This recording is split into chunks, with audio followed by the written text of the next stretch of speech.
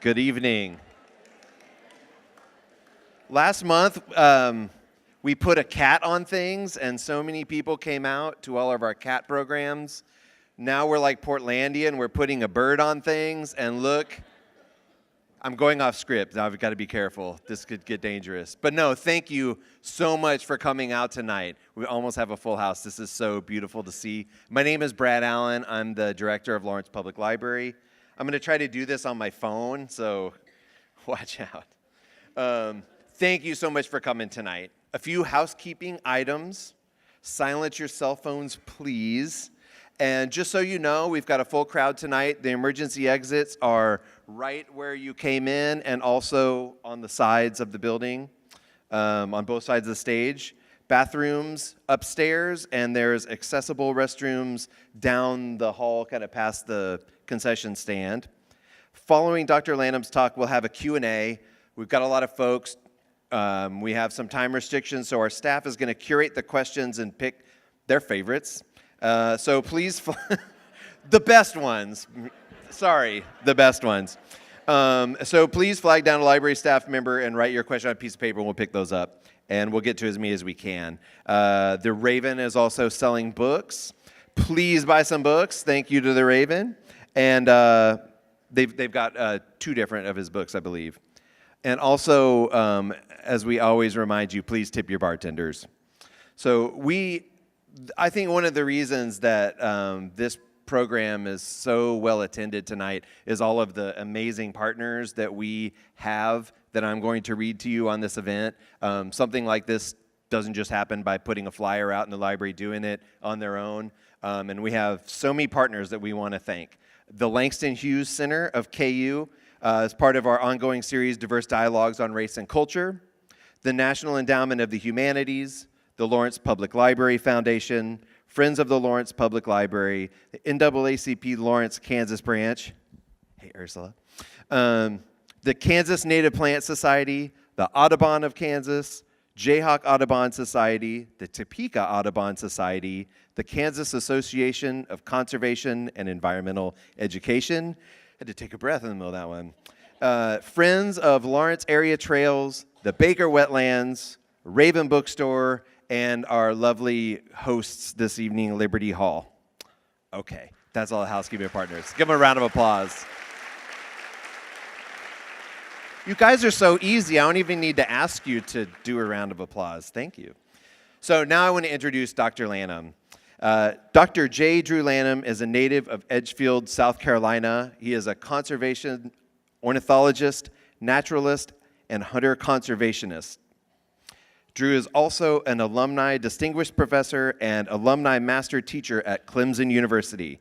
He is intrigued with how culture and ethnic prisms can bend perceptions of nature and its care, and is a speaker who eloquently connects birds, race, and conservation ethics. He is the author of The Home Place, A Colored Man's Love Affair with Nature, and Sparrow Envy, a book of poetry. The Home Place was named a 2017 Nature Book of Uncommon Merit. It's a lovely thing to be named. And the first time in the Boroughs Association history such a designation was awarded. The Home Place was also recently named the 2018 winner of the Southern Environmental Law Center's Reed Environmental Writing Award. Please give a warm Lawrence welcome to Dr. J. Drew Lanham.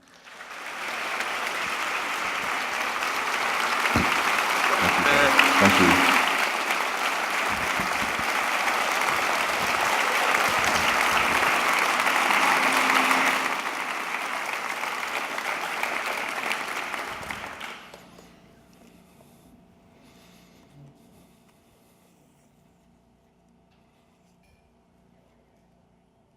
I am a man in love with nature.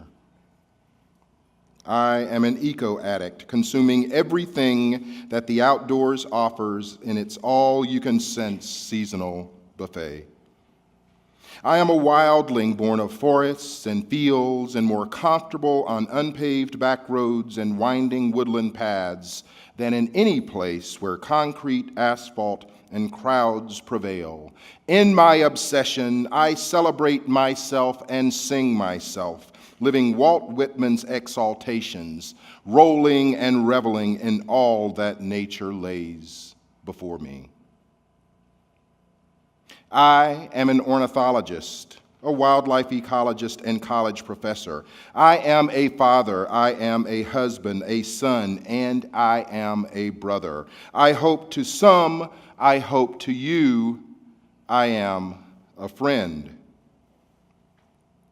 I bird, I hunt, I gather, I am a seeker and I am a noticer. I am a lover.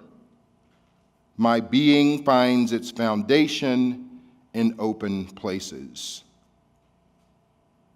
I'm a man of color, African American by politically correct hyphenated convention, mostly black by virtue of ancestors who trod ground in Central and West Africa before being brought to these foreign shores. In me, there's additionally an inkling of Irish, a bit of Brit, a smidgen of Scandinavian and some American Indian, Asian, and yes, even Neanderthal tossed in too. But that's only a part of the whole. There is also the red of Piedmont miry clay, plowed up and planted to pass an ancestral legacy forward. There is the brown of spring floods rushing over a Savannah River shoal. There is the gold of ripening tobacco, drying in the heat of summer's last breath. There are endless rows of cotton's cloudy white stained with enslavement. My plumage, then, is a kaleidoscopic rainbow of an eternal hope and the deepest blue of despair and darkness. All of these hues are me. I am, then, in the deepest sense, colored. I am as much a scientist as I am a black man. My skin defines me no more than my heart does. But somehow my color often casts my love affair with nature in shadow. Being who and what I am doesn't fit the common calculus. I am the rare bird, the oddity, appreciated by some for my different perspective and discounted by others as an unnecessary nuisance, an unusually colored fish out of water. But in all my time wandering, I've yet to have a wild creature question my identity. Not a single cardinal or ovenbird has ever paused in dawn song declaration to ask the reason for my being. White-tailed deer seem just as put off by my hunter friends' whiteness as they are by my blackness. Responses in forests and fields are not born of any preconceived notion of what should be. They lie only in the fact that I am. Each of us, then, is so much more than the pigment that orders us into convenient compartments of occupation, of avocation, or behavior. It's too easy to default to expectation. And so nature shows me a better way, a wilder way. I resist the easy path. I claim the implausible, celebrate the indecipherable, and embrace the unconventional. Hello, Lawrence.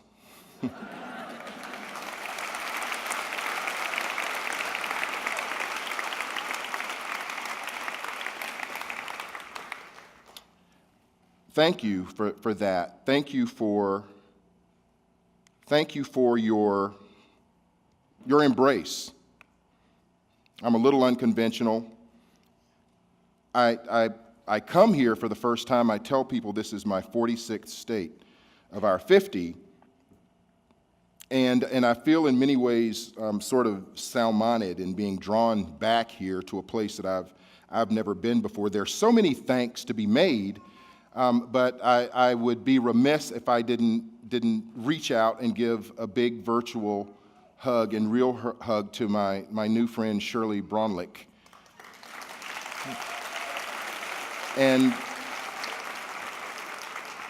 And the Lawrence Public Library surely has been tirelessly patient and persistent in making sure that things went right. I'll tell you that this, from a travel perspective, has probably been one of the busiest Mays that I've ever had. And so what you'll often hear me talk about, you'll often hear me put myself in a bird's skin, feathers,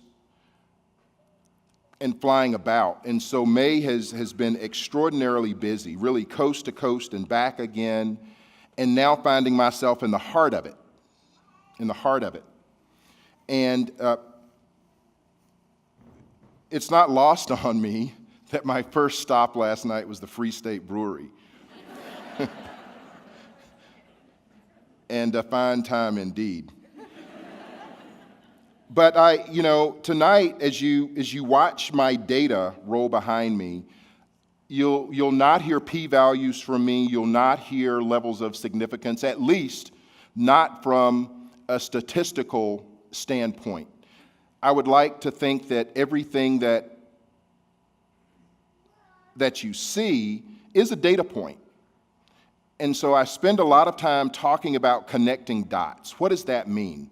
Well, it means that for each one of us, there are these places, whether it's Lawrence or whether it's my hometown of Edgefield, South Carolina. How do we connect those places? Birds connect those places in migration. They connect those places perhaps as those wintering grounds, those stopover points in between, and those breeding grounds at the end where they seek to make more of themselves. I like to think of myself, again, in that sort of guise of a bird, that those places are data points, that those places are dots to be connected. But then within those dots to be connected are people, are fellow human beings who have something in common with me. First of all, we all belong to this same species, even though sometimes it seems that some of us are on the outer bounds of that we are all one, really. And so finding common cause these days is as important as anything, I think. And so I like to talk about this exercise of range mapping. Range mapping.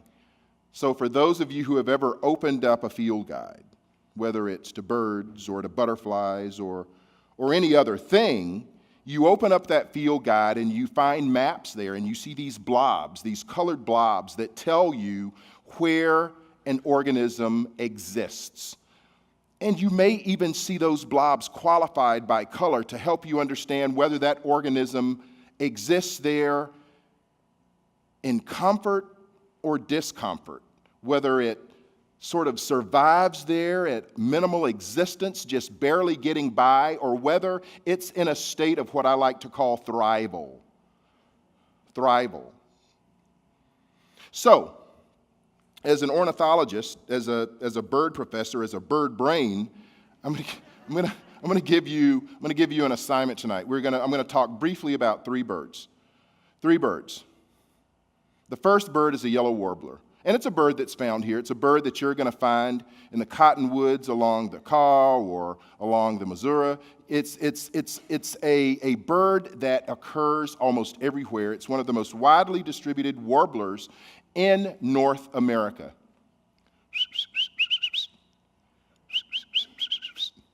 So you hear that, and yellow warblers are sort of all over the place. They migrate up from Central America, arrive here relatively early, and they're all over the place. Drops of golden feathers pursuing one another through the willows and the cottonwoods. Being so widely distributed tells us that yellow warblers are really privileged to be able to exist anywhere. Really, not very many specific habitat requirements for yellow warblers, so we're going to call them generalists. Everybody got it? Yellow warbler. Next, we're going to go down south, back to the southeast, and a little bit, really, probably along the Mississippi, maybe occasionally even drifting into portions of eastern Kansas. There's a warbler that really hardly anybody ever sees in migration, and you find that bird typically by sound, by the shrill whistle, the Swainson's warbler. Brown bird with a large beak, lighter eyebrow, but Swainson's warblers in my home state are denizens of two places: canebrakes down in the low country, or in the upstate where I am, rhododendron hills. It's a bird that's not common anywhere and really requires sort of specialized habitat requirements. Winters, for the most part, in the Caribbean, makes its way up the Florida Peninsula, makes it over to the Gulf Coast, up into the southeast, and a few species or a few individuals will make it west. But it's a bird that we think of really as a specialist, limited somewhat in how it makes its living. Limited somewhat in how it makes its living. Limited somewhat in how it makes its living. But once it finds that comfort zone, once it finds that spot, Swainson's warblers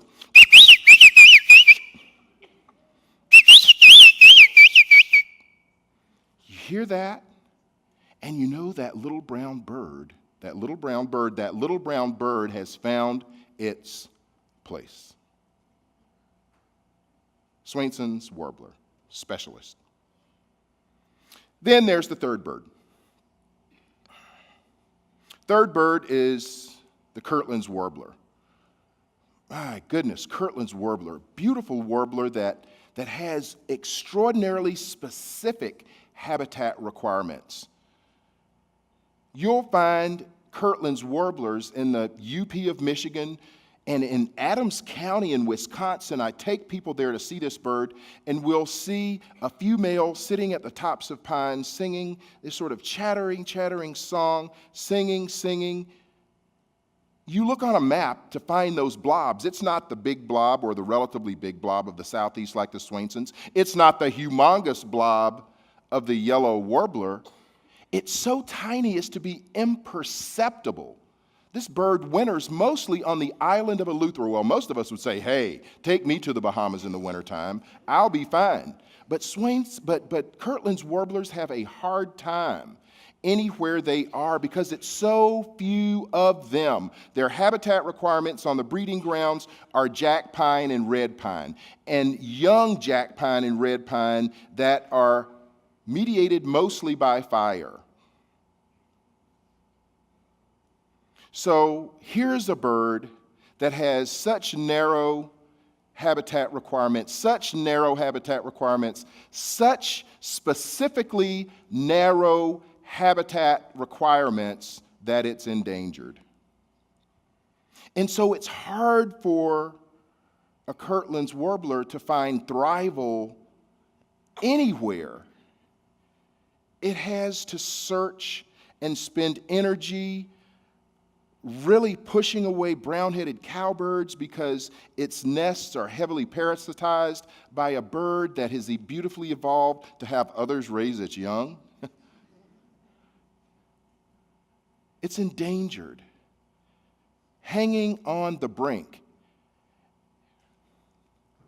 And even though delisting is being considered, it's a bird that deserves this special attention. So there are your three birds. There is your ornithology lesson for the night. What I'm asking you to do then is to begin to think, as we think about what your habitat requirements are. Is it urban? Is it rural? That's simple enough to define, correct? But then we can begin to think about how lines are scribed on maps and where the human species lives. Perhaps your habitat is on the right side of the tracks. Perhaps your habitat has been redlined out. Perhaps your habitat suitability then is enhanced by your ability to go down the street to the farmer's market and to procure fresh fruits and vegetables. And you can afford to procure those whole foods because you have a steady job that pays even more than a livable wage. Perhaps your habitat, on the other hand, is in a place where it's easier to find a liquor store, easier to find fast food than it is Whole Foods. Perhaps you are pressured by predation where you live. What do I mean by predation? Perhaps predation is a higher crime rate. Perhaps predation is being profiled. Perhaps you don't have to worry about predation. Perhaps you live in a gated community with 24 hours, 7-day a week, 365-day a year protection. So, you're beginning to define yourself as a bird, correct? You're beginning to see whether or not you have the privilege of being everywhere or anywhere you choose to be, or whether there are special requirements that sort of make you that brown bird that's got to just find its spot, or maybe you're endangered and you hardly find anywhere to thrive. So think about that. Think about that in the guise of these birds, and it's what I think about as I travel. I think about all these things and many more. I think about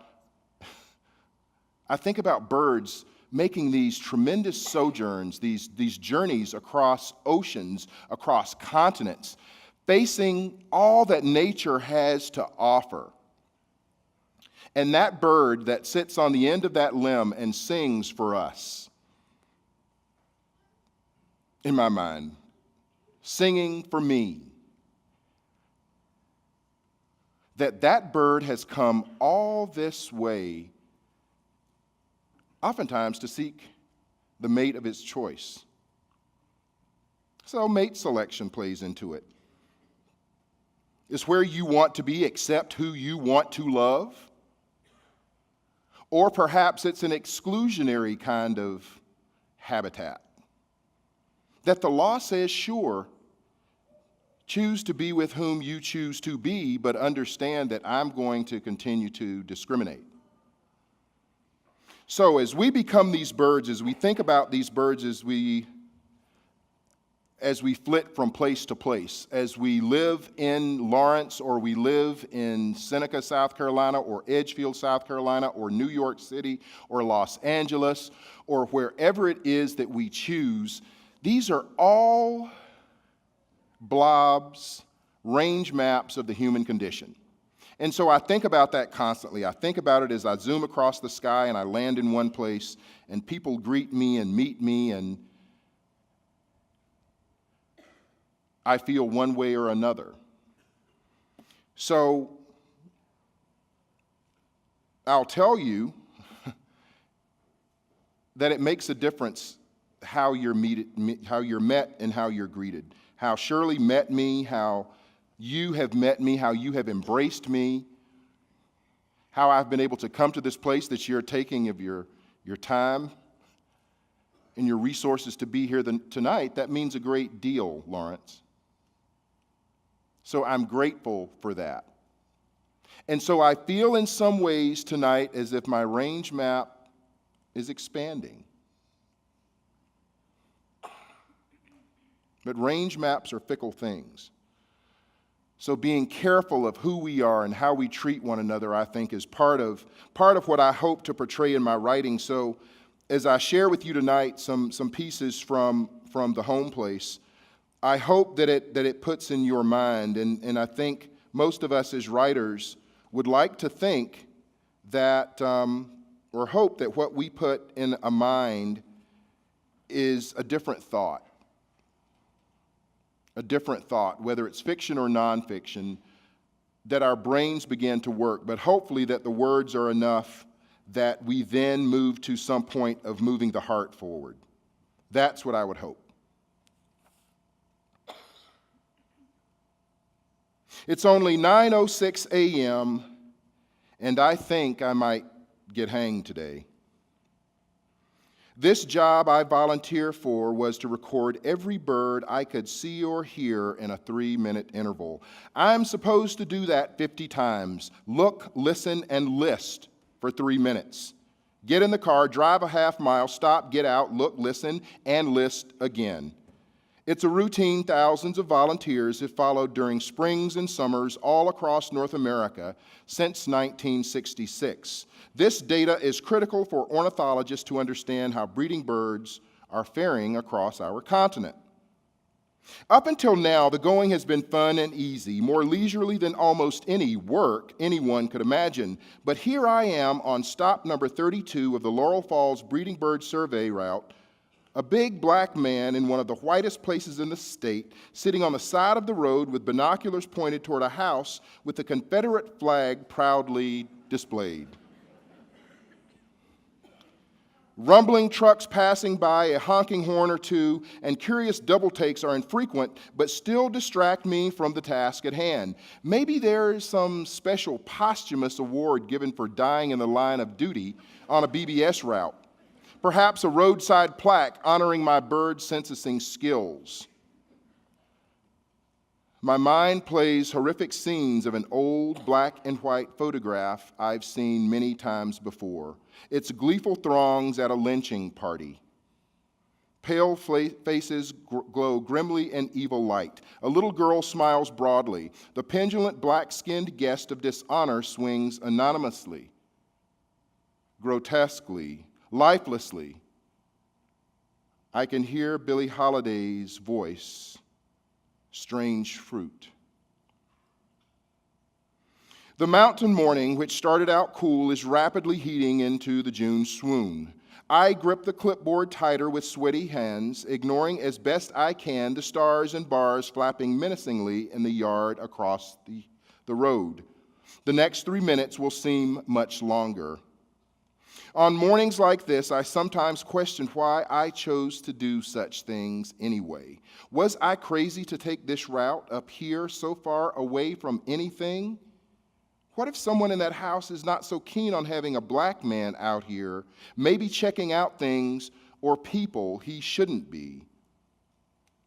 I've heard that some mountain folks don't like nosy outsiders poking around, yet here I am, a black man birding.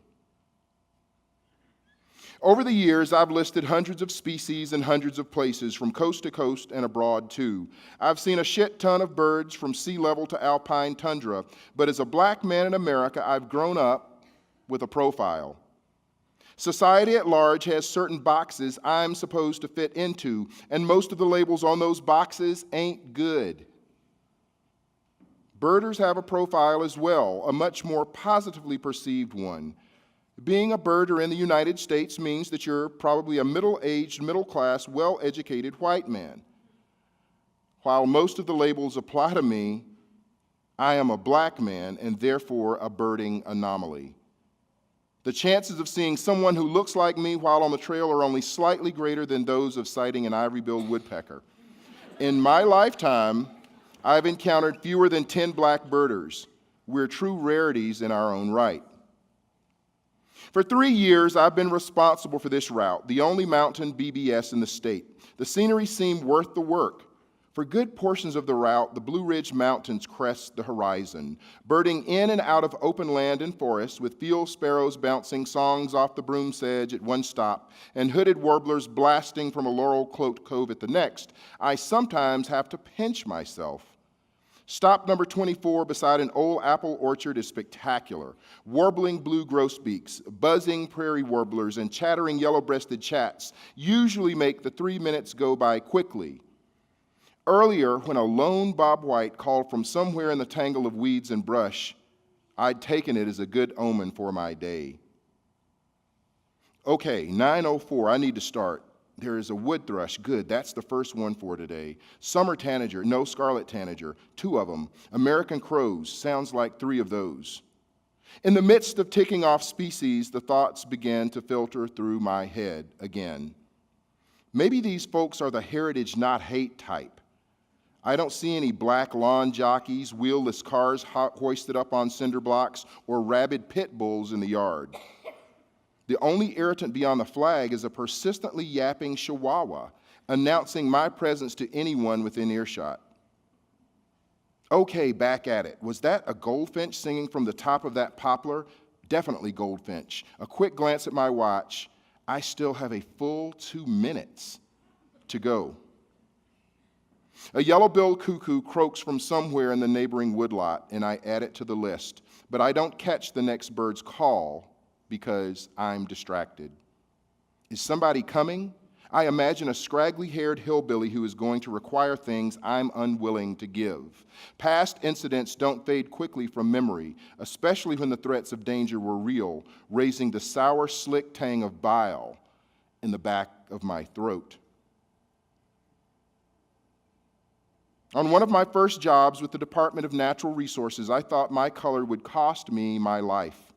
My supervisor, Kate, and I went out to deploy live traps for bats and small mammals up in the remote Jocassee Gorges, a maze of rhododendron-choked mountain coves, small streams, and pine-studded ridges. It's as close to wilderness as there is in the portion of the upstate folks used to call the Dark Corner. I'd heard that people in the mountains didn't like strangers of any color. I was a strange stranger, and maybe not the person locals would think should be working with a white woman. Kate was a super observant naturalist who noticed the slightest nuances in tooth pattern or fur color, but was, I think, oblivious to the threat I perceived. Riding on an old logging road just wide enough for one vehicle, we met another truck. The rusting dented pickup's cab was full of 3 men.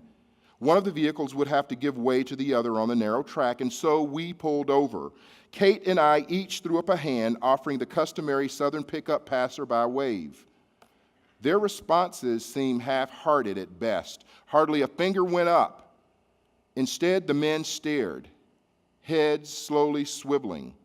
Their looks bored through the windshield and wrapped themselves around my throat. The 6 eyes seemed to be making decisions I didn't want to be a part of. I turned around as they rumbled by. Their brake lights suddenly flashed and the backup lights came on. The truck made a 3-point turn for the only reason I could imagine. They decided that they didn't want us back there. My stomach knotted. I wondered how long it would take the authorities to recover our decomposing corpses from the rhododendron hells where these hillbillies would dump us after they did whatever the fuck it was they wanted to do. Kate nonchalantly wondered aloud at the trailing truck's intent, but seemed more concerned that they'd maybe screwed with the pitfall traps we were going to check than about the prospect of impending assault. I was on an edge that I'd only experienced in very bad dreams. The going was slow, and the men followed us by 100 yards or so. They kept pace, turn for turn. The knot in my belly tightened. We were on a dead-end road with no escape. We were unarmed. Without question, the men in the truck would have guns and knives, probably a rope, too.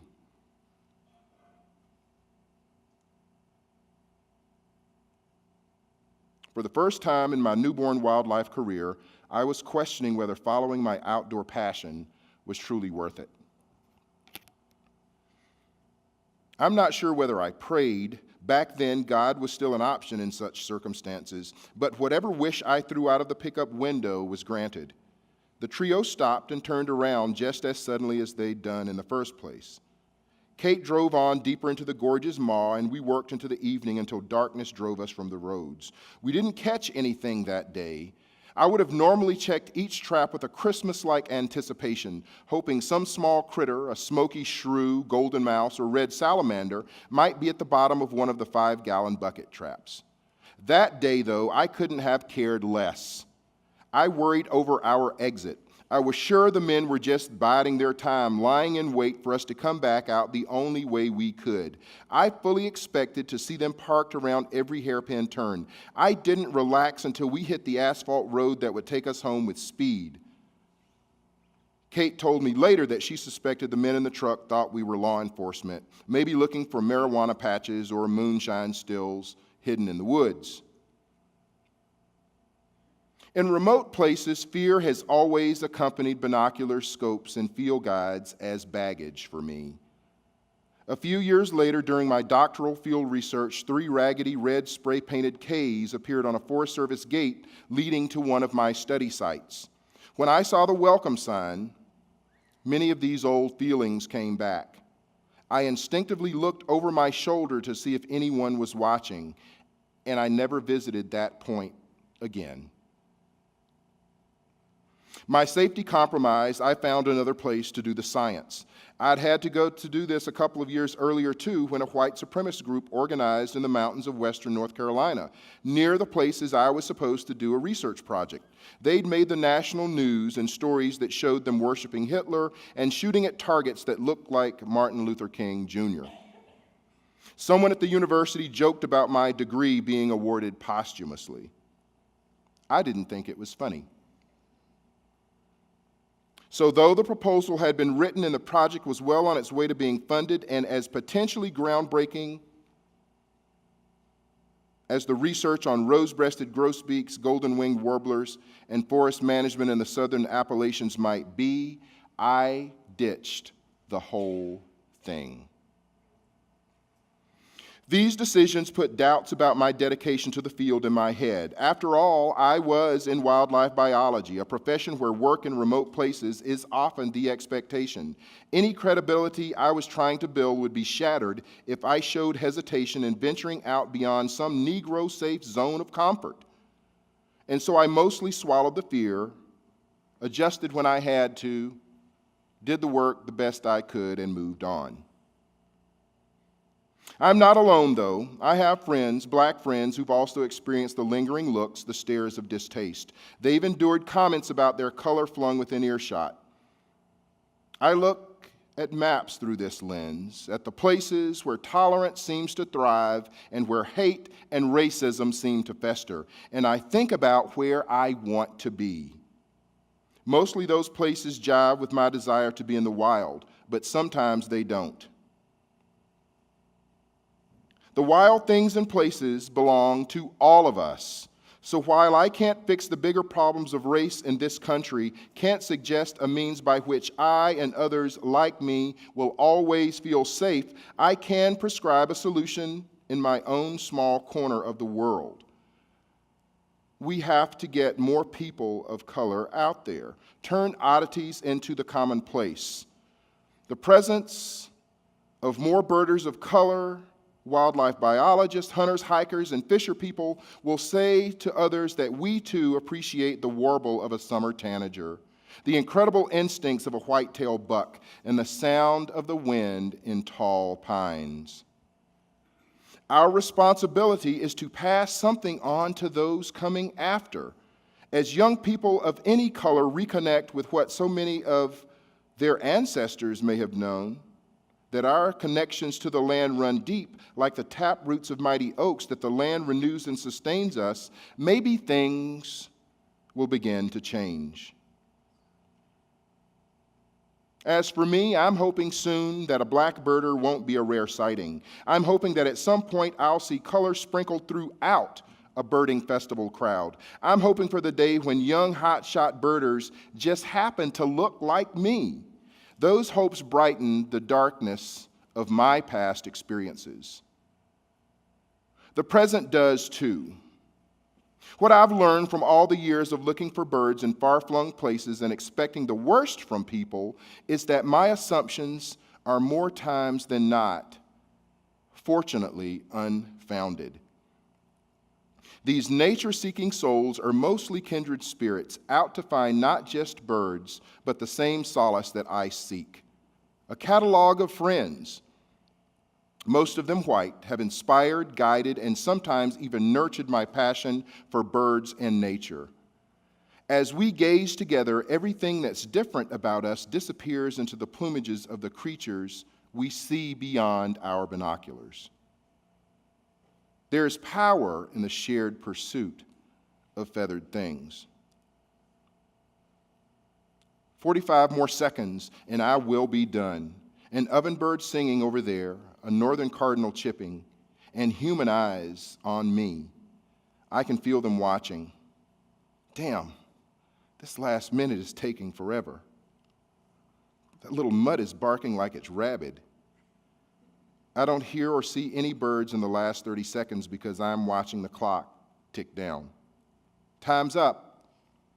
I collect each fear and drive the next half mile on to stop number 33, still birding while black. And so, thank you.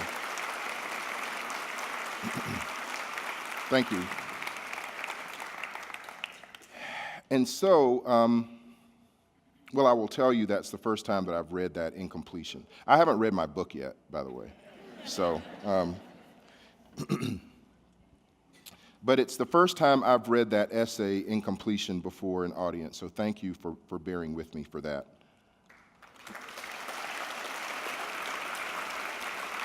Thank you. The range map issue, though, I think it bears attention from any of us when we really think about ourselves as creatures that seek thrival, that seek being beyond the baseline, that want the comfort of embrace, of acceptance, of not having to look over one's shoulder.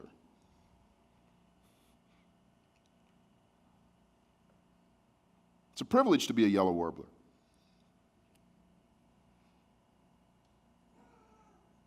It's a privilege to be a yellow warbler. So identity.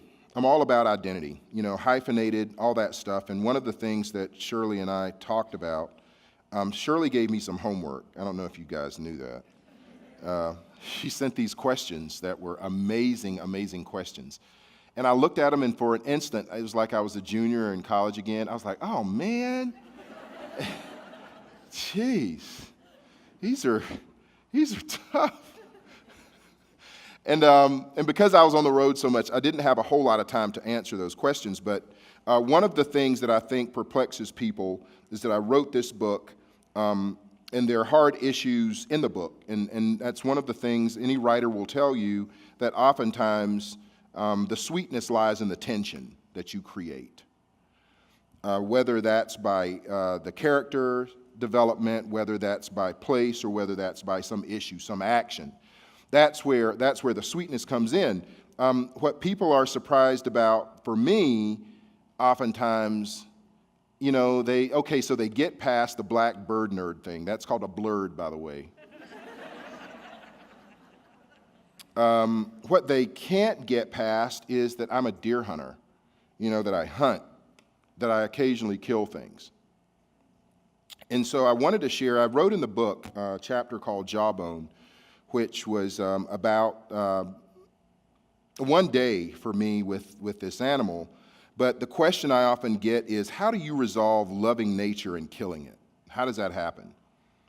Often what I'll do is I'll point to my carnassials here, but seriously, and respecting the choices that anyone makes, I wanted to share a piece with you that's not in the book that I had written that hopefully will be in this next book, but I wrote this a couple of years ago. It's called For the Love of a Gut Pile. Consumed by it all, tonight resettling into some semblance of thankfulness. For all the upheaval, it is important not to remain down. Finding some hopefulness in the midst of it all seems critical in maintaining my own sanity and survival in the wake of the tragedy. The debates and never-ending news stream. A week before so many of us lost heart in what happened in Ferguson, Missouri, I had my hands heart deep inside a white-tailed buck.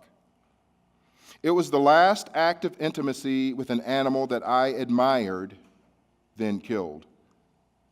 I sat with a handsome 8-point buck for almost an hour, my hand feeling its dying muscles quiver in the cold that it could no longer feel.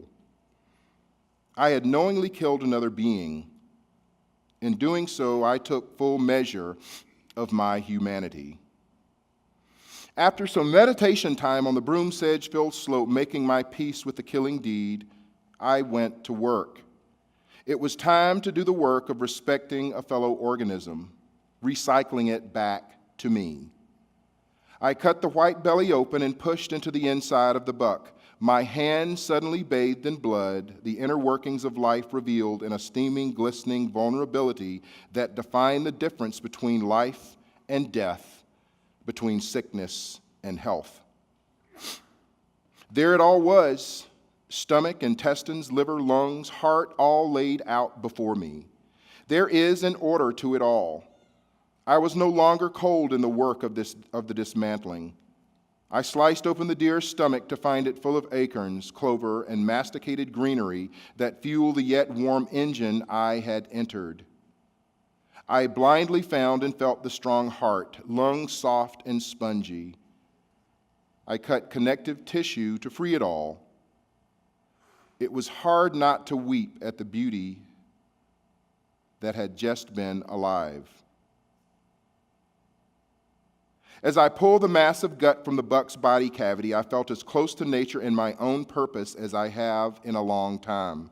The dismantling was a way of dismantling me. I spend lots of time considering my life and the decisions I make in and out of the deer stand. I retrieved the venison tonight along with the bleached white skull of the handsome 8-point I killed. I reconnected to what makes life so precious as I secured food for my family and friends. Intimate connections, understanding how precious and precarious life is, comes in the moments like this for me. Some would say that it's just the deer, but I know better. My finger pulling the trigger, the buck dying from that bullet, my hands in the guts of that deer, it all connects me and lets me know I couldn't just take a life without the purpose being clear. I've passed on more deer this year than ever. There were clear shots that could have ethically killed, but I chose to watch and wonder instead. Life's meaning is an evolving thing. I appreciate it more with each day in the stand, even more with each kill, or not. And so, that night, I thought about the state of things in a Missouri town. There seemed to be a lack of connection there. There seems to be a decoupling from the engines inside us that make us all the same, pretty much. I'm not sure how much a life really means to many folks these days. There's a perception of unworthiness by disposition and a reality of disrespect for difference. People hating each other will lead to our society's dismantling. That process will mean the end for us all. That I connect to life by killing sometimes seems an odd thing for many of you, I know. The venison will feed many beyond me for more than a year. It will sustain life. Perhaps all of us taking stock of what life truly means and jamming our hands heart deep into the mass of it can mean something going forward. There's so much to be learned in the death of another. The connections were clear to me being elbow deep in what was left of a once living thing. The gut pile left in the leaf litter was a lesson. Each morsel of meat I eat will remind me of life and death and the fine line between the two. I hope one day to be recycled to ashes, then acorns, and the deer will have their due. I'm grateful on this day that I have the chance to consider such things. And so it's, thank you.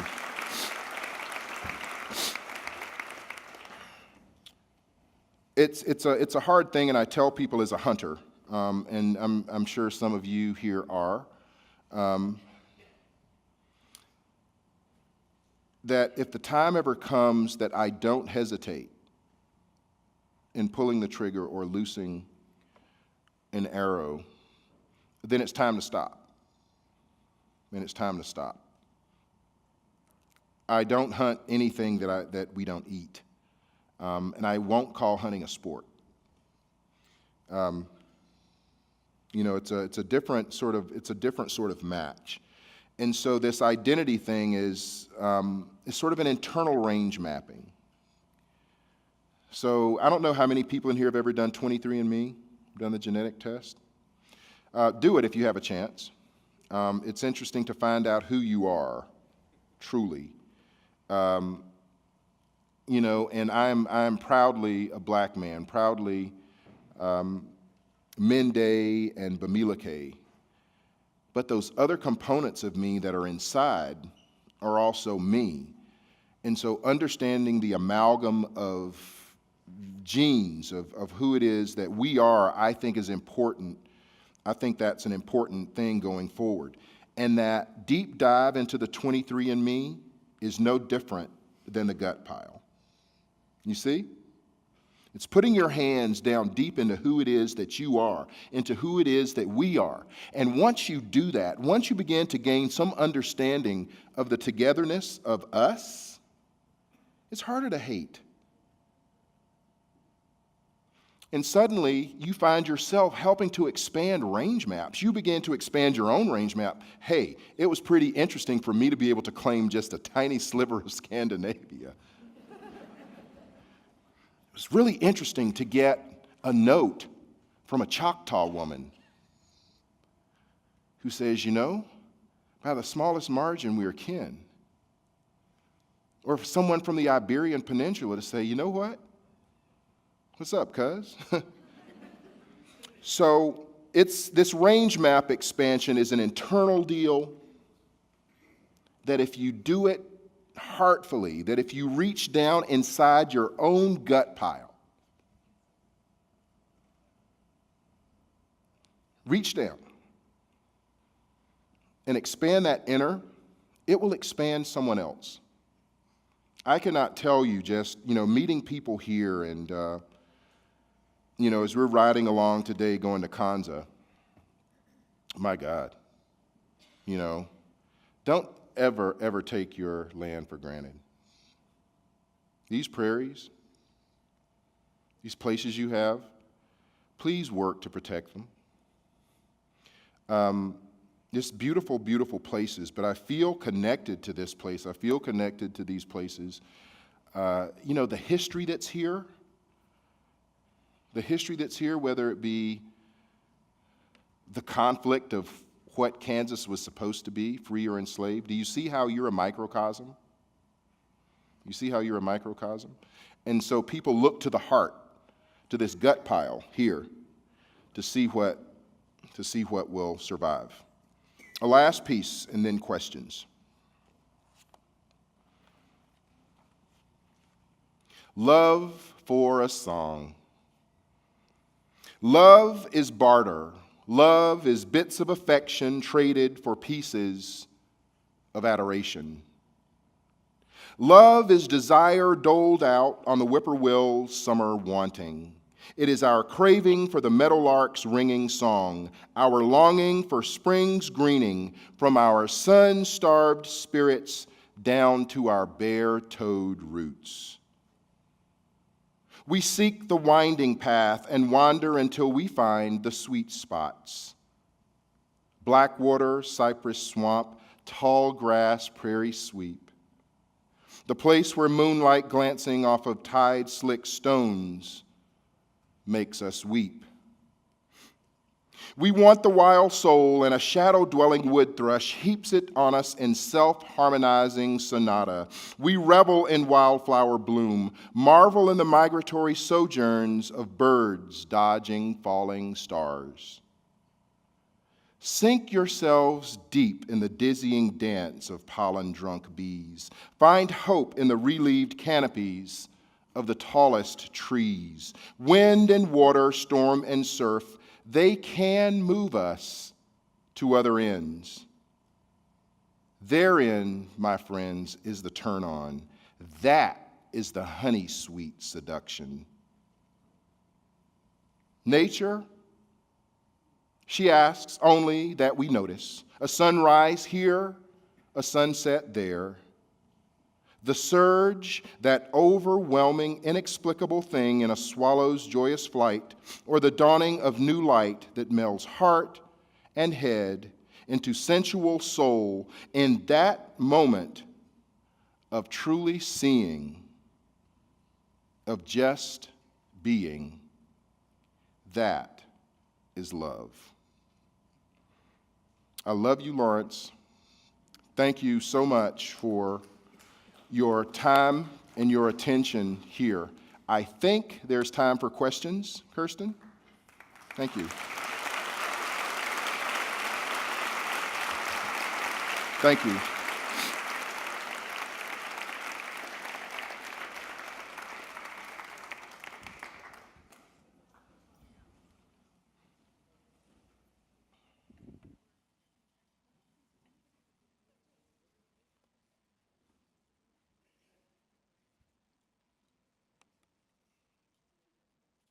Gathering.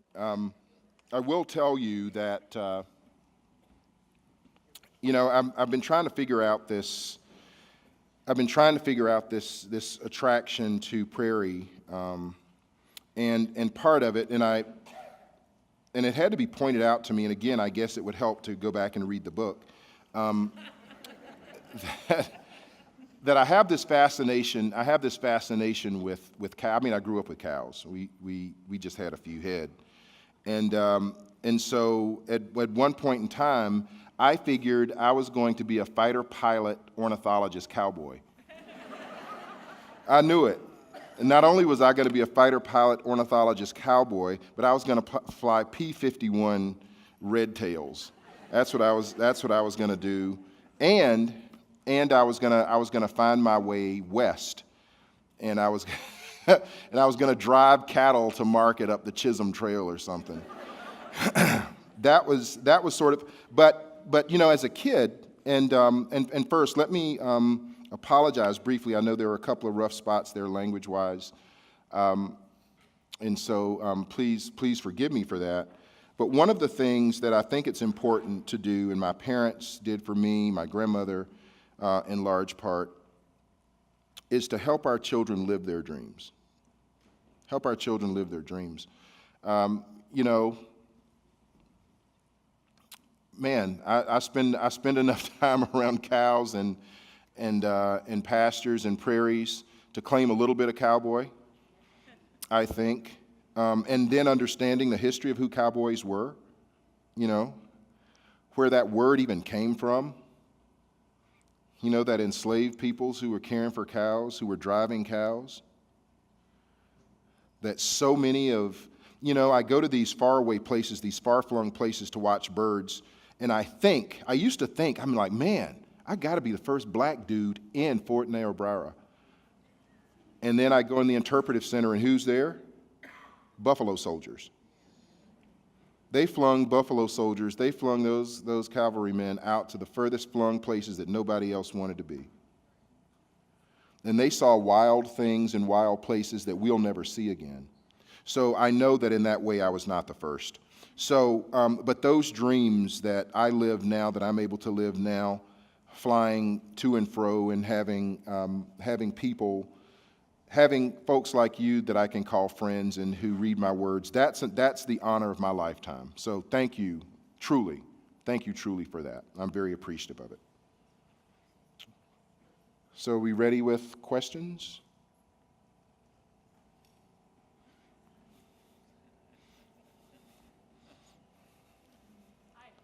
Hi, Shirley. I'm Shirley. Oh, sorry. That's okay, you can leave it off. Can you hear me? I can. All right. Thank you. I want to hear you talk about STEAM. STEAM. On Eco Radio Monday night, Right, okay. You referred to STEAM. Okay, STEAM. Well, have you heard the acronym STEM? Science, Technology, Engineering, and Math? And STEAM is Science, Technology, Engineering, Arts. Yeah. And math. And it's not my thing. Else I would have marketed it somehow. No, just kidding. But STEAM is important because part of what happened to me is that people saw a black kid that was fairly good in math and science, and they said, you should be an engineer. They said, you should be an engineer because you're good in math and science. And I said, well, no, I want to do zoology. And they said, what are you going to be, a zookeeper? I mean, really. And so, that was sort of a detour of a dream. But I say that to say that STEAM allows us to expand. There's art in everything. There's art in every single thing, in words, visually, in music, and movement. So that needs to be a part of what we encourage. I mean, think about it. I mean, look around you. Think about the programs that the library offers. Imagine your life without arts. It would, oh gosh, it would be a pretty empty thing. So I think STEAM, it fits in. I can take birds, and I'll tell you one of the things that I do, and I'll give you a homework assignment to you can do this. I do this in my conservation ornithology class. Pick a bird, and then you're going to have to describe that bird to me in appearance, some habitat, and conservation concern for that bird, all right? So you have 3 birds that you've learned tonight, but you're going to have to do that in 17 syllables. Haiku. And so many people dislike haiku, but what it does for those students is they have to boil that bird down to a bare essence. And it's amazing what some of them come up with, when they turn on that right brain. And I'm not asking people in STEAM versus STEM. I'm not making them competitive. What I'm saying is not just to use that left analytical brain or that right creative brain, allegedly, but what I'm saying is arc 'em, okay? That you become, that there's a third rail in there, and that third rail is risk. The third rail is risk. So when we risk to go beyond the expected, wonderful things happen. And arts are often unexpected things, and they produce unexpected results. It's when you find yourself, bopping to some music that you never thought you'd bop to, or it gets to you in some sort of way. So STEAM is important. Yeah. Well, one anonymous question is, do you need a postdoc? So. Wow. That question is Man, it's funny because I'm working on so get this. So this is how small this world is. So I'm a birder, but I've reverted to becoming a bird watcher. And there's a difference. So now when I go out, I will obsess on a bird, a single bird for a day or for hours. And so I won't go into the long story of shrikes or a shrike, but lately I've become obsessed with the explosion of dick cicels in South Carolina, particularly in the upstate. Of course, I come here and they're like a dick cicel every other step. But I was still, and I know, Shirley kept stopping, and I was taking pictures of every single dick cicel. But so on the property so get this, I'm on property in South Carolina, and I'm watching dick cicels, I'm watching grasshopper sparrows, eastern meadowlarks, breeding scissortail flycatchers. A Mississippi kite floats over this pasture, this university farm, and I met the other day, and they have agreed not to mow about 400 acres. And that's just a start. So part of that is a research project that I'm working on to try to understand as we get rid of hot fescue. Anybody know what hot fescue is? It's got ergot, and it's not good for bovine digestion. And no, we're not going to go immediately to native warm season grass, but trying to move to cover crops that give the birds a better chance and they're better forage for cows, and trying to blend ag and wildlife. So that's my next research project. So, do I need a postdoc? Man, how much do postdocs make these days? But it's something, get in contact with me anonymously, whoever anonymously is. And it's something, we can begin a discussion, and part of what happens is sometimes there's not an immediate position, but I try to keep a lineup of people who are interested, and I never know what might present itself. So see how that circle closes? I spend all this time out on my pasture prairie. That's what I call it. I call it pasture pseudo prairie, really. But to be able to come from that place in South Carolina and the dick cicels that I'm worshiping, and then to come here, and I could not get enough of them. No, seriously. I mean, you might chick, chick, chick, chick, chick, chick, chick, chick, chick, chick, chick, chick, chick, chick, you know, everywhere. And I'm like, oh man, did you see? And the next one was more beautiful than the last. And its song was different. And I'm looking out across that landscape, and I'm like, geez, you know, how do you ever leave this place? So, any student that I bring on these days, I hope that part of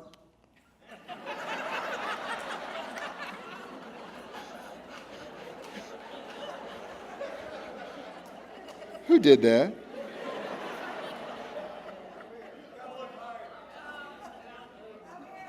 Do that again?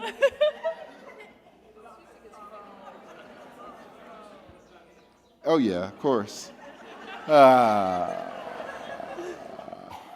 So I've upset, man. I guarantee you, I have taken in the last when I go back,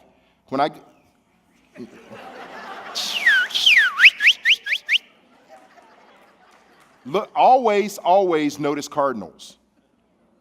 No, you know, you'll see people, oh, it's just another cardinal. Really? Did you see how red that was? Was it scarlet or vermilion?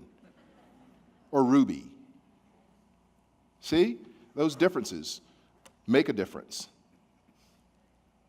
All right, I'm reshaping a question that somebody gave me earlier, and Okay. I don't mean to phrase it to be scary. But this is how I want to ask it. Are people of color going to national parks? Oh, great question. You know, and that argument's going back and forth. No, they go, but the question, you know, the question is often couched as, are people going? Yeah, they're going. But are people going in proportion to, a representative proportion to their abundance in the population? So that's a question of sort of relativity. So our 13, is the visitorship of national parks 13% African American? That's roughly the US population, right? No. But you know what, some of the questions that you have to ask, and for me in South Carolina, I saw visitorship and have seen visitorship increase as the national parks have done things sometimes that are in direct kind of opposition to how we think of national parks, and opening them up. So our only national park is called Congaree. If you ever want to see, pine trees that it takes about 5 or 6 people to get their arms around, 1,000-year-old trees, come to that place. It's right outside of Columbia, South Carolina, Congaree National Park. Thing about Congaree is Congaree was, as it was a national monument, Congaree came to be right in the midst of one of the highest densities of black land ownership in the country, a place called Hopkins, South Carolina. And people had traditional uses of that forest, fishing and hunting. When it became a national monument, without asking those people about what they thought about it, it created some issues, right? It created issues. So, what Congaree has done is they've opened the boardwalk now to dogs, which is sort of odd, but visitorship has increased. So I have to push back from my sort of ego as a birder and saying, oh my God, your dog is here. On a boardwalk, where's it gonna go?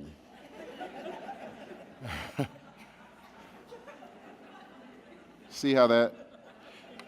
But then I've seen more people of color out there since that happened. See how that works? So, what's the science? Are those, if people follow the rules and their dogs aren't off lead and they're not letting their dogs wander off into the swamp, does it have an impact? And so the question that we have to ask is what we're looking for. What are we asking? When I ask you to think about range maps, I also ask you to look at the demographic maps and think about the changes coming in this country. if we continue to talk to the same people we've always talked to, which is a largely homogenized audience about conservation, and then in 20 or 30 years wonder why more is paved over than it's ever been, it's because we have not talked to the people who are coming and who will then have the say about how nature is stewarded. To assume that everybody thinks the same way, which, sometimes I do, I'm like, oh, you don't bird, really? How can you not? Well, because I don't, because I like something different than you. So that visitorship to people of color are going to national parks. It depends on which people, you can parse that apart.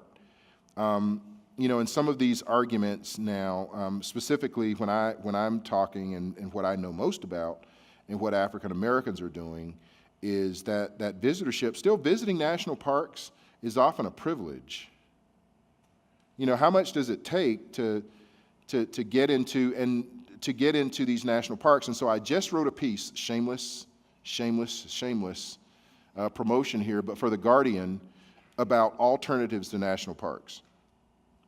Alternatives to national parks. So what are those alternatives? There are state areas. I'm sure you have state areas here. We went by Tallgrass Prairie, which is it's not a national park, but it's a refuge. Actually, the Tallgrass Preserve is a national. It's a national park? Okay. So in thinking about those places, who are they trying to serve? How do we reach out to different communities to understand? One of the important things for some of our state and local areas is people understanding their connection through their heritage. So, when I take birders out and we're on rice fields and I hear birders talking about, man, DNR did a great job of creating these. DNR did not create the thousands of acres of rice field on the coast of South Carolina. All right? Those were created by Senegalese and Ghanan slaves, enslaved, that were brought there because they could control water to within an inch from a tide. Now, DNR manages them beautifully now, but they're only there because of black hands. So, not for people to run away from that, but people say, you know what? I've paid for this in blood, sweat, and toil. So this belongs to me as much as it does to anybody. So we ought to sing with equal refrain, this land is your land, this land is my land. Okay? That's what I would ask people to do. And in that, people begin to take some different Thank you. People begin to take some different ownership. We can't just set parks up and say, well, you should go. Well, why should I? Why should I go? Why should I go? So, those are important questions. Our public lands are really under a different kind of assault now. And so we need to think not just about the national parks. And Ken Burns is right. They're one of America's great treasures, but they're places that you have as a state. There are places that we have as alternatives to national parks where people can go. And one of the key things is for us to remove ER sometimes, not all the times, ER from wilderness. And then it becomes what? Wildness. And wildness is simply the state of less control. All right? So for some people on some days, a pigeon flying through a canyon of concrete and steel is wildness, because that unpinioned bird is not under the control of any human being, at least that we can see. It's always interesting to me, how many people have ever seen a murmuration? Birds waving, beautiful, right? But it's those nasty, alien, exotic starlings that do it.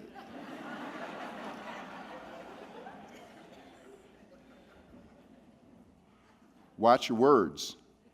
Starlings are beautiful, intelligent birds, brought here by no cause of their own, but that provide at a distance, arm's length, beauty that everyone admires, that we weep over, and then they get close and we're like, ugh.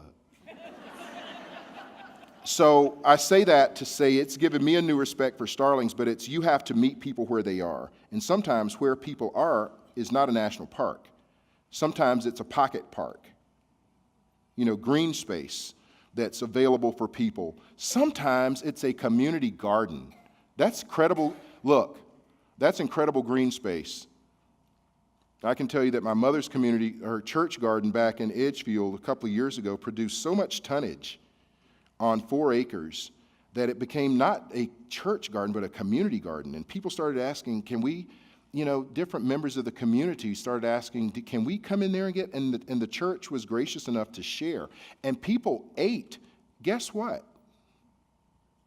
For their labor, for understanding, for going in, putting their hands in the soil, and kids actually learning, guess what? The potatoes don't grow on trees. Yeah, because some of our best and brightest think that potatoes and peanuts grow on trees. They don't know that you've got to put your hands in that soil, right? And I think it was either Jake or George that taught me today that Topeka means what? To dig turnips? Good place to dig potatoes. Hey, Topeka. So, Topeka, that's, for that national park question, where's the best place to dig potatoes? So sometimes that best place to dig potatoes is the pocket park. Sometimes it's that flower that, wow, it's growing there in between those cracks of that sidewalk. Do you ever stop to notice that? That's wildness. That's wildness.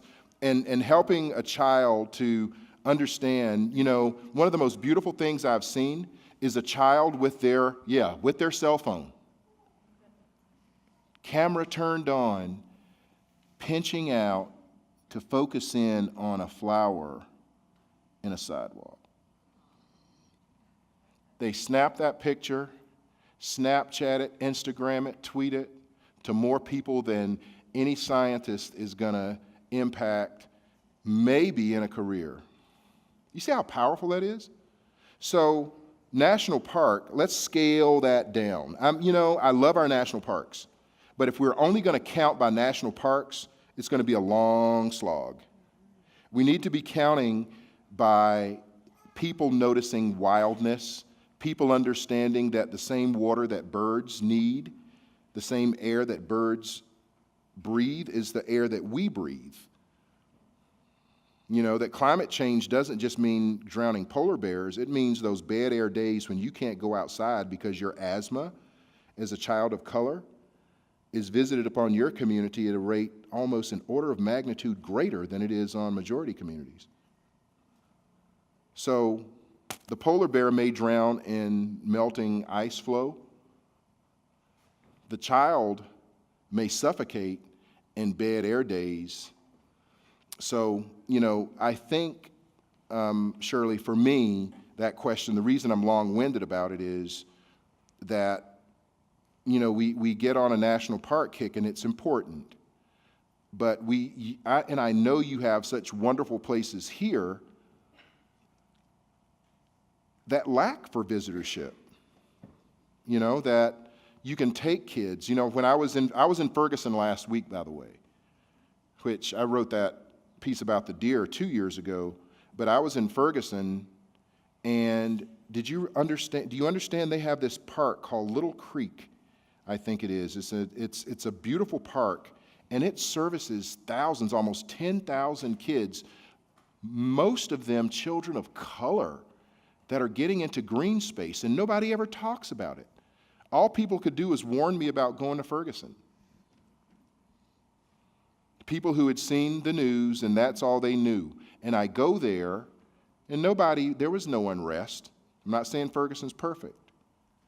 But there was this green space that's being used by people that's not anywhere near a national park as far as I know, but children are learning about nature in their place.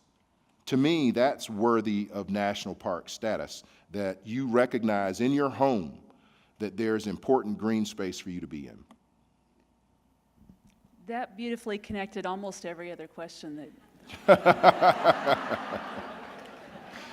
Thank you. Thank you.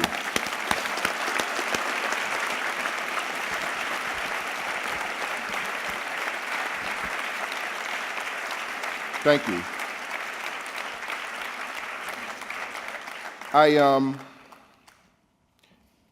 You know, I want to leave you with one last piece, if that's okay.